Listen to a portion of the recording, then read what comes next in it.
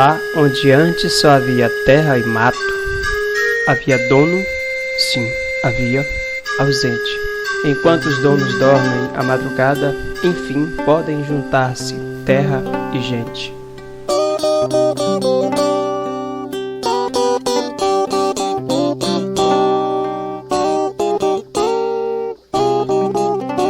No meio do denso mato, que no chão deita a raiz,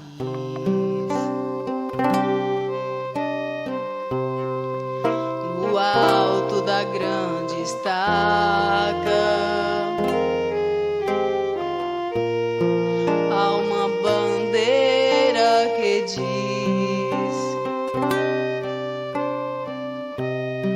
ouça cá no nosso peito um querer de ser feliz.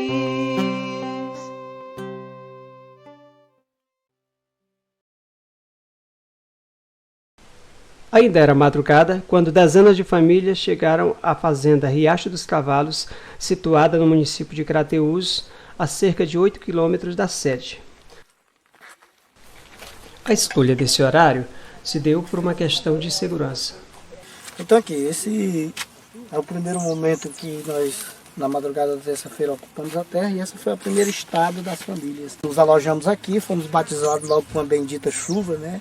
Aí nos arrumamos aqui com a lona que se trazia no primeiro momento. Um grande rolo de lona ainda tinha ficado na estrada, quando nós rompemos a cerca. E aí aqui nós fizemos mais ou menos, ainda na madrugada, mais ou menos isso aqui.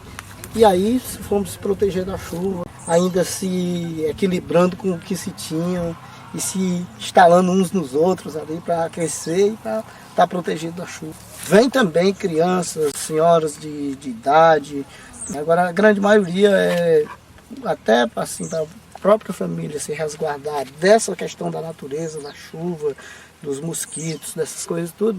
Aí vem um elemento da família. Era um trabalho com muito cuidado, porque a gente sabe dos riscos que corre a reforma agrária no Brasil. Então, todas essas precauções de reação contrária na hora da ocupação, elas são determinadas nas conversas de base. Por isso a história de estarmos aqui na madrugada. Os acampamentos do MST possuem características bem definidas. Conscientes dos riscos que envolvem a atividade que realizam, eles costumam preparar cuidadosamente a estratégia de ocupação para garantir a segurança das famílias acampadas. Os sinais da presença humana na terra ociosa são facilmente percebidos por qualquer transeunte que passar na estrada, graças à bandeira vermelha que tremula no alto, contrastando com o verde da terra. Ali do lado, o portão de segurança que dá acesso ao acampamento. Todo o entorno do acampamento, especialmente o portal de entrada, é vigiado permanentemente 24 horas por dia. A entrada de pessoas estranhas à ocupação pode ser autorizada, desde que devidamente justificada. Não, porque a gente está aqui justamente assim, né? Não, ela está vindo ali, né? O pessoal todo é vinculado à associação, né? Não, no caso do pessoal aqui não, eles são os alunos, né? Da associação. A única pessoa que é vinculada à associação... A associação só está promovendo o curso, né? No caso assim... da universidade? Não, somos alunos desse curso. Desse curso, das que é a SAB que está promovendo, né? Que é um dinheiro que a gente conseguiu com o Ministério da Cultura. Né? Aí, no caso assim, todos nós, eu também faço parte da associação, mas sou aluno. Ao tocarem os pés na terra que pretendem conquistar, um grande mutirão é imediatamente iniciado. Quem plantou sonhos de fato nesse ressequido chão,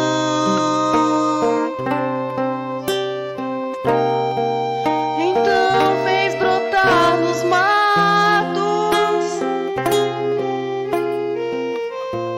colheitas de comunhão.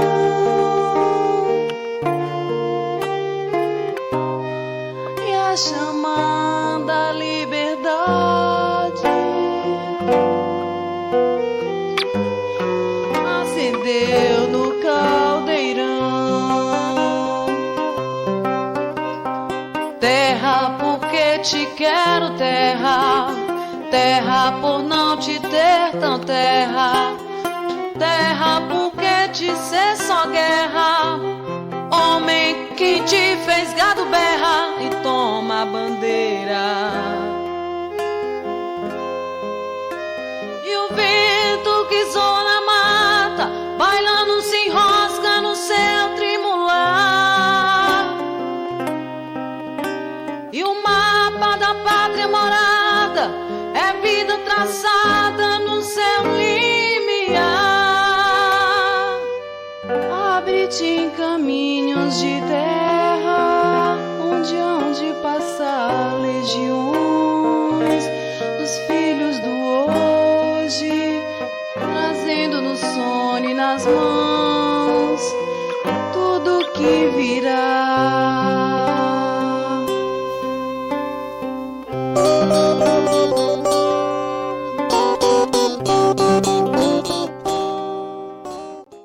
Para se compreender como vocês chegaram aqui, né? Por que a escolha específica desse terreno? Quais são as condições que levaram vocês a escolher, a definir esse terreno aqui para a ocupação? E o que é esse terreno? Quanto ele representa em volume de área mesmo?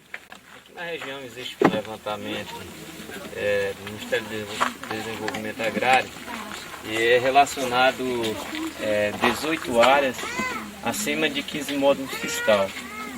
Porque, por lei, essas áreas elas são passíveis a ser desapropriadas. Então, Riacho dos Cavalos, ela tem acima de 15 módulos fiscal, chegando quase 2.000 hectares, só essa propriedade aqui. O que é o módulo fiscal aqui? O módulo fiscal ela corresponde a 80 hectares de terra. Aí você faz o cálculo 80 vezes 15. E na medida que essa área, 1.200 hectares. na medida que essa área supera essa quantidade de hectares, ela é passível de ser desapropriada, porque hoje no Estatuto da Terra estabelece que a área para ser desapropriada ela tem que estar acima de 15 módulos fiscal, improdutiva e não cumprindo com a função social. Realmente a gente se emociona ao chegar aqui e ver a forma como vocês estão vivendo, né? Então queria dar os parabéns pela coragem e queria perguntar assim, qual a expectativa de vocês? Quanto tempo vocês imaginam que vão ficar aqui dessa forma? Até ser criado um assentamento para assentar as 150 famílias que estão aqui, não é isso, companheiro? Como é que é esse processo inicial? Como é que vocês conseguem manter suas famílias? Nós estamos, por exemplo, no meio da invernada, ainda não temos safra, colhida. Vocês começam logo plantando, enfim, como é que se dá esse processo todo? A gente já vem preparado as famílias, né, com o arroz, o feijão. O acampamento hoje está sendo mantido com uma boa parte de doações mesmo das entidades, com apoio do Sindicato dos Professores, dos Trabalhadores Rurais, da Caritas, da CPT, da universidade. A universidade tem vindo. Como é que é viver com essa família assim tão grande, todo mundo pertinho? Você vê aqui é uma estrutura montada, né, para estar sendo uma forma de aproximação de todo mundo. As reuniões ocorrem aqui, né, e geralmente as noites culturais, a fogueira aí, todas as noites a gente tem a fogueira um pouco para a gente conversar. Às vezes tem a programação, tem pessoas que têm vindo animar o acampamento.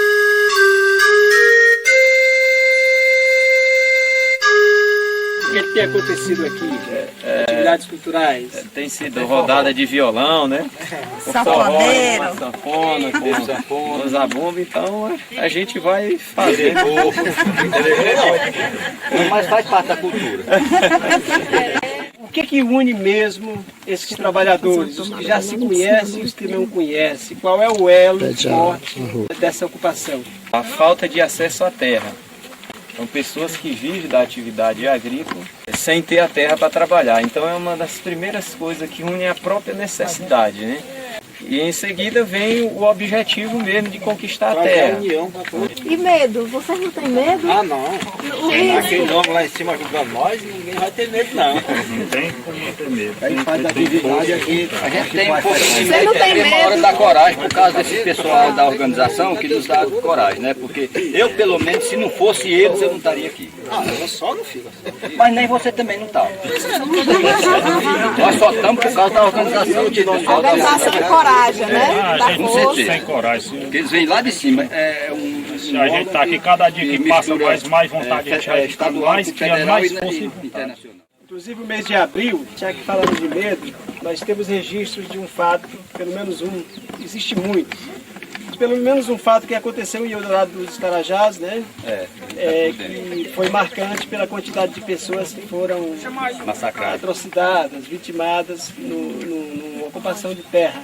Já foi. O que o abril significa para vocês aqui?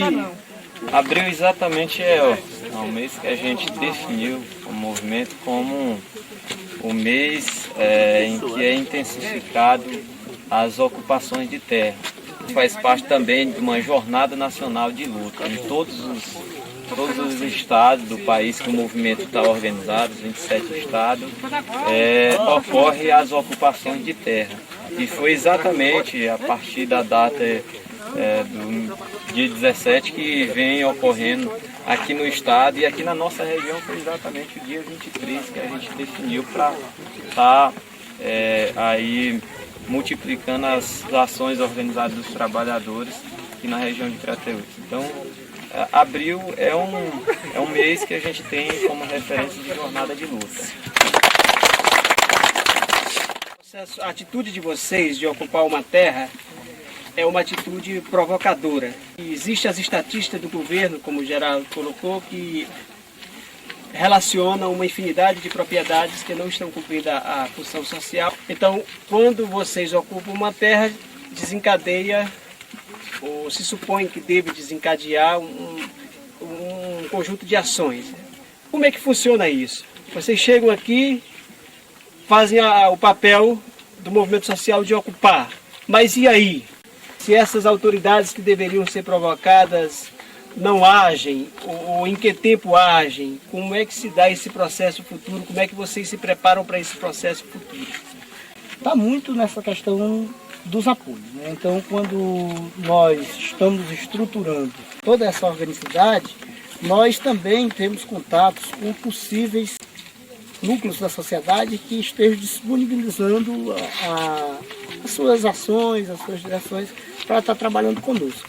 Como a sociedade hoje tem uma consciência muito maior do que há 20 anos atrás, a resposta em relação ao nosso acampamento foi uma resposta, de certa forma, muito rica. A gente sentiu que a própria sociedade estava sentindo no município uma ausência dessa ousadia, né? Somos trabalhadores rurais e temos mesmo que ser ousados, porque a lei está no papel, mas quem está, os dirigentes da lei, a gente sabe que não vem da classe trabalhadora. E então a resposta do pedestal é a sociedade, é os núcleos organizados da sociedade, e são por esses caminhos que nós trilhamos. Após a ocupação, o que acontece? Né? Se recorre institucionalmente à instituição que é responsável, no caso o INCRA. Então, já no segundo dia nós tiramos uma equipe de negociação para ir a Fortaleza e sentar com o INCRA. Os primeiros encaminhamentos é fazer o levantamento cartorial e a partir daí se marca um calendário de vistoria. Depois da avaliação vem o decreto, depois do decreto de desapropriação vem o pagamento dos TDAs, que é o título de agrária, e em seguida vem a emissão de posse. O papel do movimento é exercer uma pressão política para que as instituições responsáveis para fazer a reforma agrária façam a reforma agrária. O campo institucional é quem materializa, no caso, através da pressão da ação organizada dos trabalhadores. Ocupar, resistir e produzir, né? Então é uma palavra de ordem que o movimento defende e que passa para os trabalhadores que essas etapas necessariamente têm que se passar por isso. O homem que não tem terra, além de não ter um esclarecimento total da questão da lei, ele também tem o medo imposto pela própria sociedade. E aí as dificuldades são superadas nas conversações. Nós temos a responsabilidade de trazermos aqui, primeiro, famílias que tenham esse sentimento de interesse. Então, o maior apoio, além de vocês que aqui estão, sindicatos que já foi citado pelo Gerardo, e outras entidades que se disponibilizam, são nós mesmos, né? São os próprios acampados. Na verdade, praticamente todo o processo de reforma agrária tem sido graças às ações dos trabalhadores organizados. E aí é interessante, viu, Eli, a gente verificar que entre 95 e 96, justamente onde ocorre o massacre de Eldorado dos Carajá, por mais que seja um fato que nos entristece, ali foi embora a vida, mas foi justamente naquele período que mais ocorreu desapropriações de área em todo o país. Por quê? Porque houve uma intensa pressão no governo. A gente tem um processo um pouco meio que parado aqui na nossa região e isso a gente retoma a partir da ocupação agora. Você vê Palmares, que ocorreu há mais ou menos 14 anos atrás. Depois de Palmares veio sendo desapropriado várias outras áreas e aí deu uma parada. Com certeza todo mundo deve estar preparado para as possíveis reações, né? A gente sabe que o Estado é um Estado burguês, que tem o latifúndio tem o auxílio do Estado e além disso existem as ações ilegais dos proprietários. Sempre numa ocupação dessa, você está rompendo uma série de conceitos que foram criados, né? Então é você romper com a ordem comum das coisas, divergir da ordem predominante. Portanto, é um risco, existe o risco de repressão, mas o que responde isso são a ação dos trabalhadores organizados. Aqui no Brasil nós temos algumas correntes que divergem no que diz respeito do trato com a agricultura. Nós temos o agronegócio, nós temos a filosofia da agricultura familiar sustentável. Como é que o movimento avalia a relação da questão fundiária brasileira com esse aspecto da produção mundial de alimentos? Hoje a prioridade tem sido voltado mais para essa questão dos agrocombustíveis e o agronegócio tem caminhado muito nessa linha. Existe uma disputa ideológica de modelo mesmo, né? Onde a visão do movimento é que a gente desse prioridade produzir o consumo interno, produzir alimento, e em seguida a gente se preocupar com essas outras políticas também. E aí existe toda essa questão da crise que se aponta em nível mundial, vem só reforçar a necessidade de se fazer a reforma agrária para produzir alimento mesmo também. O choque cultural que isso acaba tendo com o agricultor que é produtor da semente crioula. Esse sistema acaba criando uma dependência da produção da própria semente. Se eu produzo a minha própria semente, garantidamente eu tenho como plantar. E se eu depender dos órgãos do governo, aí depende de várias outras estruturas que acabam se perdendo aquela história cultural do trabalhador que trabalha no contato com a natureza, com a terra, baseado nos astros, baseado na vivência. Quem planta sonhos de fato nos confins deste horizonte, finca raízes nos matos e ressurge belo monte, lavando a alma da terra, qual água a jorrar da fonte.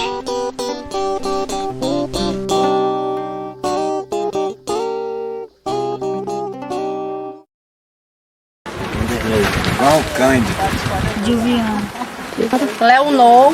Certo, então sou Eugênio Santos, sentado no assentamento Monte Alegre, do município de Tamboril, e faço parte do MST. Então o movimento dos trabalhadores rurais sem terra, ele surgiu a nível nacional, ainda no período de ditadura, tá certo? Lá mais na região sul aqui do país, Rio Grande do Sul, Paraná, Santa Catarina. Ele surgiu como MST mesmo em 84. Mas lógico que existiam outras ocupações organizadas por poceiros ali no Rio Grande do Sul, a partir da usina lá, né, da hidrelétrica lá de Itaipu. Então tomou uma grande extensão de terra dos agricultores. Então a partir daí surgiu a necessidade de algumas ocupações. E aí começou a se expandir em outras regiões do país. E aqui no Ceará, o MST chegou em 89. A nossa primeira ocupação de terra foi na fazenda São Joaquim. Lá pegamos o município de Quixaramubim, Madalena, Boa Viagem e Canindé. Uma ocupação de mais de 22 mil hectares de terra, na qual hoje é um assentamento conhecido por 25 de maio, com mais de 500 famílias. Então, a partir daí, a gente teve muito apoio da igreja, dos sindicatos daquele período, né? Então, sentimos a necessidade de se expandir em outras regiões do Ceará, na qual a gente se aproximou da região litoral, o litoral do Ceará, Itapipoca, ocupações históricas, Canindé, ali o Sertão Central, várias ocupações, Canindé, Santa Quitéria, também a região lá do Maciço do Baturité, Quixaramubim, Quixadá, e chegamos aqui em Crateús, no começo de 90, da década de 90, chegamos aqui em Crateús. Tivemos um apoio muito grande da igreja, né, principalmente da CPT aqui na região. Dom Fragoso teve um papel fundamental para que o MST chegasse aqui. O sindicato da região, o sindicato de Crateús, o sindicato de Monsenhor Tabosa, de Tamboril, Independência. E a primeira ocupação do MST aqui em Crateús se deu lá onde hoje é o assentamento Itauru. E depois surgiu a ocupação lá da Fazenda Serrote, onde hoje é o assentamento Palmares. Em seguida, a ocupação lá em Bargada, em Monsenhor Tabosa, onde hoje é assentamento. Em seguida, tivemos a ocupação do assentamento Chique-Chique, em Monsenhor Tabosa. Tivemos uma outra ocupação que hoje é assentado 120 famílias, o assentamento Paulo Freire, Margarida Alves e Monsenhor Tabosa. Outra ocupação em Tamboril, onde hoje é o assentamento 2 de maio, na fazenda Cabote, né? Isso há 2 anos atrás. E agora estamos aqui em Crateús, retomamos essa luta aqui em Crateús por uma necessidade aqui. Então reivindicando algumas fazendas, entre elas o Riacho dos Cavalos. Né? A concentração de terra é muito grande, a desigualdade social é muito grande, então sobra uma grande massa de gente para se mobilizar, para fazer luta e lutar pelo seu direito, entre eles o direito à terra. Porque eu achei bonito, achei assim interessante, porque a gente não tem condições. Ele vive do ramo, trabalha em terra alegre, cria alguma coisa, tem que criar nas terras dos outros, é tudo limitado, né? Não tem condições de comprar. E surgiu a oportunidade, né? Como a gente está vendo que é uma coisa organizada, não tem baderna, não tem... Tudo é organizado, tudo é decidido entre assim, na Assembleia, né? A maioria que decide, tá, né? Então, lutar para ver se a gente consegue um pedaço de chão para ter onde trabalhar, né? E aí eu venho pela manhã, porque ele não pode ficar direto, ele trabalha, né? Por conta do serviço dele. Seu marido. Aí eu venho 5 horas da manhã, eu saio de casa. Quando eu chego, ele já tá lá na estrada me esperando, pega a moto, volta e eu fico até a hora dele chegar. Ele chega 7 horas da noite. Você tem quantos filhos? Só uma menina. Está com você? Não, tá lá porque estuda, né? A Arlona, como foi uma coisa muito rápida, tanto lá como para cá, para fazer essa mudança, olha a situação que está. Então a gente está esperando aí uma oportunidade de chegar essa Arlona, mas vai demorar. E essa coisa toda que a gente está esperando, a gente está, se der uma chuva meio pesada aí, vai todo mundo molhar. Durante todo o período de acampamento, as famílias permanecem literalmente juntas. Ali, abrigadas quase umas sobre as outras, em barracas improvisadas de madeira e cobertas de lona preta, eles realizam um grande exercício de solidariedade e tolerância. Eu vou caçar uma pedra maior. Uma coisa bonita. E assim costumam aplicar o princípio da partilha e da divisão de tarefas, desde a coleta dos alimentos, a sua preparação, até a realização das atividades do dia a dia da ocupação. Alguns dias depois de terem montado o acampamento na propriedade Riacho dos Cavalos, as famílias resolveram desocupar a área. Mas o outro acampamento foi imediatamente montado aqui perto da propriedade, no terreno vizinho. A atitude representa uma retirada estratégica, pois, segundo dispõe a medida provisória 2027, editada em maio de 2000, durante o governo de Fernando Henrique Cardoso, quando este tinha suas propriedades ocupadas pelo MST, as propriedades ocupadas só poderão ser vistoriadas pelo INCRA depois de 2 anos de solicitado procedimento. Há alguém contra essa proposta? Não. Trata-se de uma decisão consciente e tão firme quanto a certeza de que logo em breve estarão de volta àquela terra, desta vez em definitivo.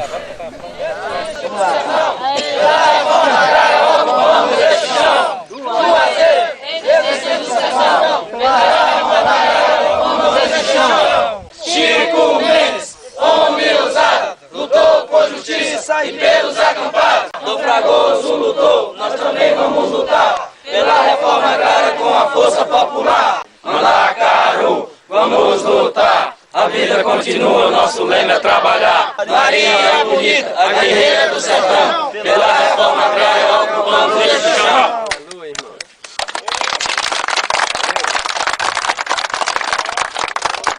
Vem, pensamos a nossa liberdade, braços fortes que rasgam o chão, sob a sombra de nossa valentia, desfraldemos a nossa rebeldia e plantamos nesta terra com irmãos, vendo temos punhos erguidos.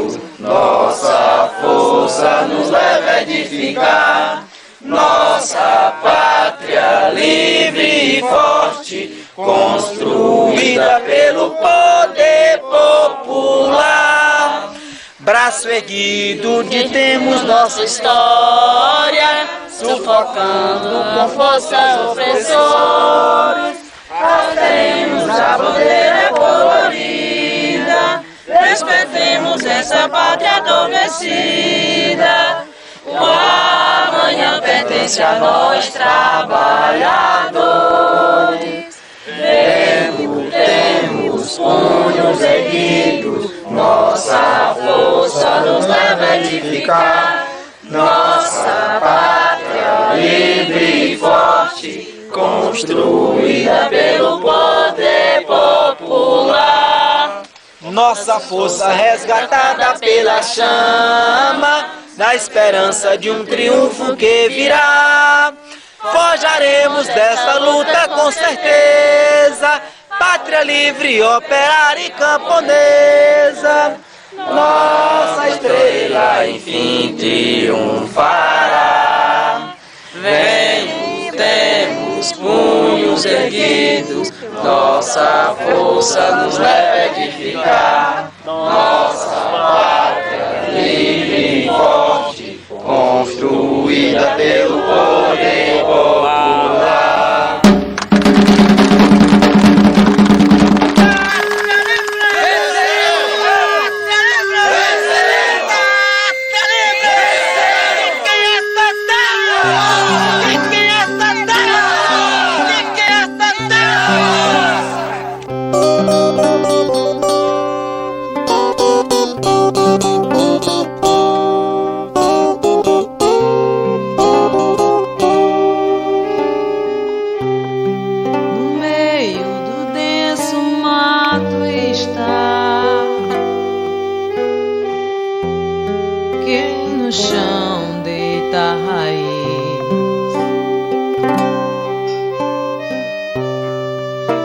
Alto da grande estaca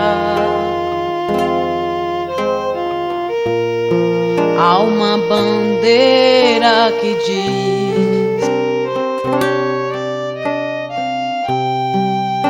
pulsa cá no nosso peito um fazer do ser país.